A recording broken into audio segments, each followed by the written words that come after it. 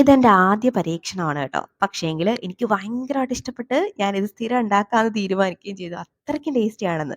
അപ്പോൾ ദാണ്ടെ ഇതെല്ലാം കൂടെ അങ്ങോട്ടിട്ടൊന്ന് റോസ്റ്റാക്കി എടുത്തിട്ട് ഇതിലേക്ക് തേങ്ങയും ചേർത്ത് അതിൻ്റെ പച്ചമണം ഒന്ന് മാറ്റിയെടുത്താൽ മതി. വേറെ കളറൊന്നും മാറ്റണ്ട. ആ ഒരു സമയമാകുമ്പോഴേക്കും മഞ്ഞൾപ്പൊടി, മുളക് പൊടി ചേർത്ത് പച്ചമണം ഒന്ന് മാറി കഴിയുമ്പോഴേക്കും ഇനി അതൊന്ന് തണുത്ത് വന്നിട്ട് ഒരു മിക്സിയുടെ ജാറിലോട്ടിട്ട് ഇതുപോലെ ക്രഷാക്കി മാറ്റി വെക്കണം.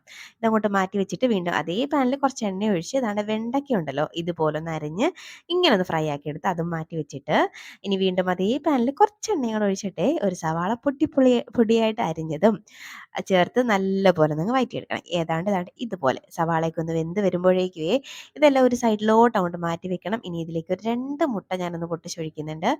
മുകളിലോട്ട് കുറച്ച് ഉപ്പും കൂടെ ഒന്ന് വിതറിയിട്ട് കൊടുക്കാം. ഇനി ആ മുട്ടയൊക്കെ ഒന്ന് ചിക്കിയെടുക്കാം. അത്യാവശ്യം വലിയ പീസായിട്ടൊന്ന് ചിക്കിയെടുത്താൽ അത്രയും നല്ലതാണ് കേട്ടോ.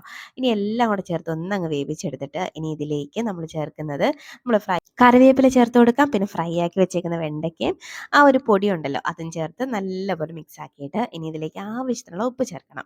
ഉപ്പും ചേർത്ത് വീണ്ടും ഒന്ന് മിക്സ് ആക്കിയിട്ട് ഇനി ഇതിലേക്ക് നമ്മൾ വേവിച്ച് വെച്ചേക്കുന്ന റൈസ് ഉപ്പിട്ട് വേവിച്ചതാണ്, പൊന്നി അരിയാണ് ഞാൻ ചേർത്തത്. നിങ്ങൾക്ക് ബിരിയാണി അരിയും ചേർക്കാം. ചേർത്ത് ഒന്ന് മിക്സ് ആക്കി എടുത്തു കഴിഞ്ഞാലുണ്ടല്ലോ നല്ല അടിപൊളി ഒരു റൈസാണോ. ഇത് നമ്മൾ ഉദ്ദേശിക്കുന്ന ആ ഒരു ടേസ്റ്റ് ഒന്നും അല്ല കേട്ടോ. ഭയങ്കര ടേസ്റ്റാണ്. ഒരു വട്ടെങ്കിലും ട്രൈ ആക്കേണ്ട ഐറ്റം. പിന്നെ കുട്ടികൾക്കൊക്കെ കൊടുത്തു വിടാനൊക്കെ നല്ല അടിപൊളിയായിട്ട്. അപ്പോൾ എങ്ങനെ ട്രൈ ആക്കല്ലേ?